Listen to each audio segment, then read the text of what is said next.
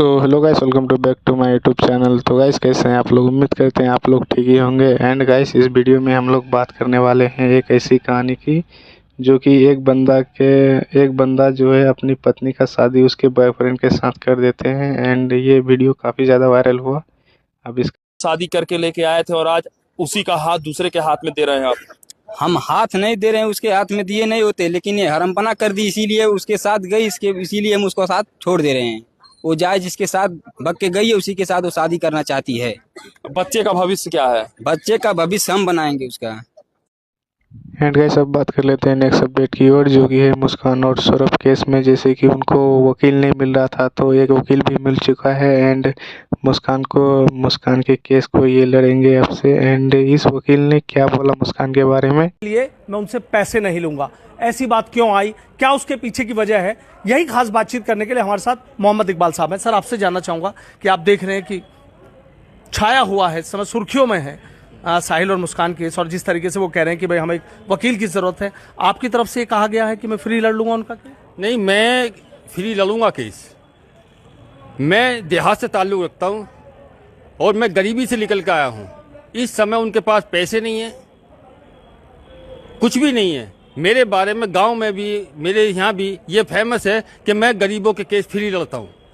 अगर किसी के पास कोई मेरे पास गरीब आ जाए तो मैं गरीबों के केस बिल्कुल फ्री लड़ता हूं। अगर वो 100 रुपये भी हैं उसके पास तो टाइप करा के उसे एसएसपी के यहाँ पेश कर दूंगा, उसका केस लड़ूंगा।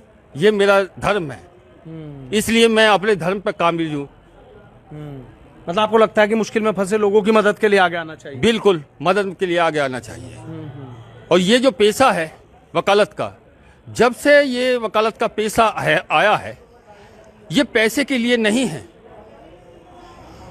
अगर किसी ने अपराध भी किया है तो उसे भी वकील की आवश्यकता होती है। ये पैसे के लिए पेशा नहीं है कि पैसे के लिए हम वकालत करेंगे। विदाउट पैसे शुरू से वकालत का पेशा ये रहा, विदाउट पैसे होता था। इसीलिए हमारे जो गांव में है ये पीछे जेब लगी हुई है। अगर कोई गरीब आदमी है, अगर किसी का पैसे भी नहीं है, तो वो जो है हमारे जो गांव में पीछे जेब लगी हुई है उसमें जो भी देना हो उसमें डाल देता था। वकील कभी भी किसी से पैसे उसने हाथ से नहीं लिए। साहिल और मुस्कान का जिस तरीके से केस आया तो फिर आपको क्या लगा? मुझे ये लगा कि कॉन्स्टिट्यूशन में जो राइट है, फंडामेंटल राइट्स, उन्हें जो है उनके पास इस समय वो असहाय अवस्था में है, मेंटली डिस्टर्ब है। और कॉन्स्टिट्यूशन ये हमारा कॉन्स्टिट्यूशन ये कहता है कि अगर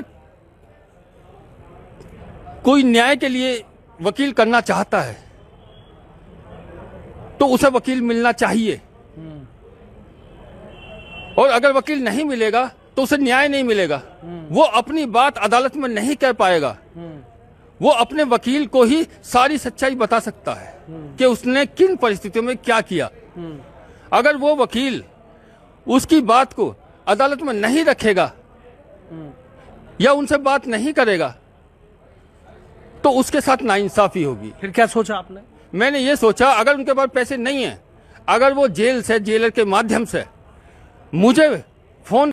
एंड गाइस अब बात कर लेते हैं नेक्स्ट अपडेट की ओर, जो कि है मुस्कान के वकील ने ही जो अभी सफाई दी है। एंड वो बोल रहे हैं कि मुस्कान को फांसी नहीं हो सकती। इस बात के लिए आप इस वीडियो क्लिप को देख ही सकते हो क्या बोल रहे हैं। धारा 299 उसका होना जरूरी है। रियरेस्ट केस होना चाहिए। रियरेस्ट केस वो है जिसमें डायरेक्ट एविडेंस हो। ये रियरेस्ट केस नहीं है, क्योंकि इसमें तो सब कुछ है, उसने कबूल कर लिया, सब कुछ कर लिया। दोनों जो उसने कबूल किया लेकिन पुलिस के सामने।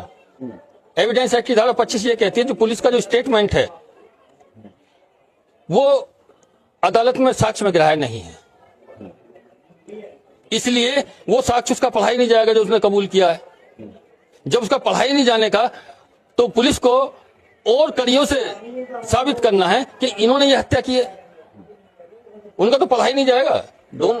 आपको लगता है आपने केस देखा, इसमें कोई ऐसा पुलिस पूरा सबूत इकट्ठे नहीं कर पाई क्या?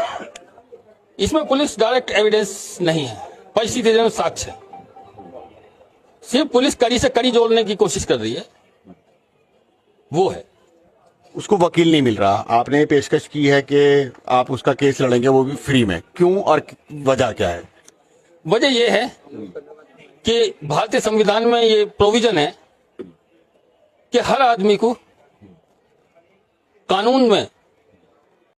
एंड गाइस अब बात कर लेते हैं नेक्स्ट अपडेट की ओर, जो कि आप इनको जानते ही होंगे, जो कि ये काफ़ी वायरल है। एंड मुस्कान के बारे में जब इस बंदे से पूछा गया तो इस बंदे ने बोला है कि सौरभ ही की गलती है। तो आप उनके ही मुंह से सुनिए वो क्या बोल रहे हैं। जो गलती हुआ ना, अब वो लड़के का बस इतना ही गलती है ना कि वो बेचारा लव मैरिज किया और उससे बेइंतहा मोहब्बत करता था। लड़कों की सबसे बड़ी गलती माँ बाप से भी अलग है तो लड़की करवा। हाँ, वही चीज। और यही चीज अगर भाई अगर हमको बिल्डिंग को गिराना ना तो सबसे पहले पिलर को गिराना पड़ता है। और लड़कियां यही सबसे पहले करती है ना कि सबसे पहले पिलर गिरा दे। बाबू माँ बाप के बीच ये उठा है, चलो हम अलग रहते हैं, प्राइवेसी है, ये घंटा का है, कुछ भी नहीं है यार।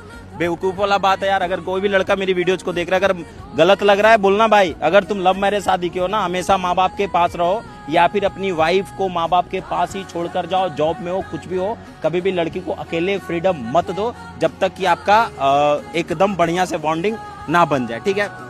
दूसरी बात, अब पूछोगे कि मुस्कान के बारे में क्या कहना चाहिएगा। मुस्कान के बारे में बहुत लोग बोल रहे हैं कि 12 साल तक उसका पति क्यों छोड़ के चल गया, उसका कोई चक्कर था विदेश में। मतलब भाई साहब एक बात बताओ, बदनाम कर रहे हैं मतलब एक बात बताओ, हम अपने माँ बाप को छोड़कर यहाँ राजस्थान में आए वीडियो शूट करने के लिए। हाँ। तो क्या मैं गलत हूँ?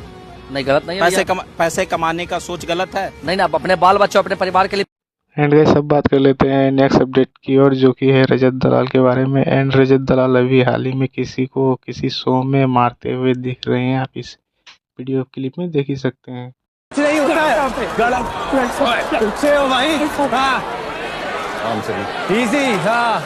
लाल पैंट के बता दियो, निकाल दूंगा यहाँ पे।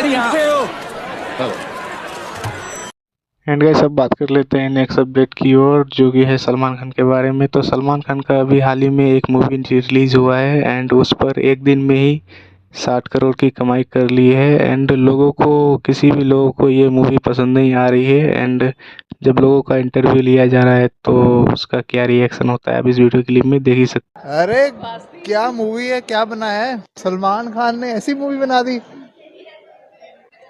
बहुत ज्यादा बुरी मूवी है।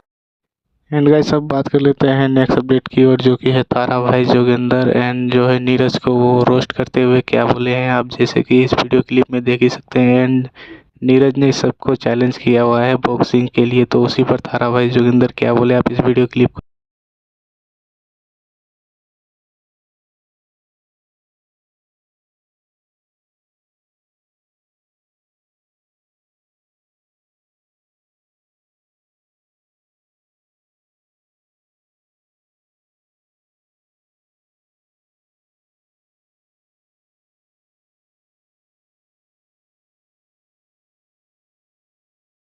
एंड गाइस अब बात कर लेते हैं नेक्स्ट अपडेट की ओर, जो कि है अभिषेक पल्ले के बारे में। एंड वो जो कि एक IPS ऑफिसर हैं जो कभी किसी का चालान काटते हुए नजर आ रहे हैं। एंड उसके ही साथ अभी घोटाला हो गया है 600 करोड़ का, आप जैसे कि इस वीडियो क्लिप को देख ही सकते हैं। जो हुआ उसे सुनकर दंग रह जाएंगे। ताला तोड़कर घर में घुसी CBI, 6000 करोड़ के घोटाले का खुला खेल, फिर की घंटों पूछताछ, 60 टीमें 20 गाड़ियां और 4 राज्यों में एक साथ। तो लाइक करना एंड हमारे चैनल को सब्सक्राइब करना। फिर मिलते हैं नई वीडियो में, तब तक के लिए टेक केयर, अपना ध्यान रखना। फिर मिलेंगे नई वीडियो के साथ।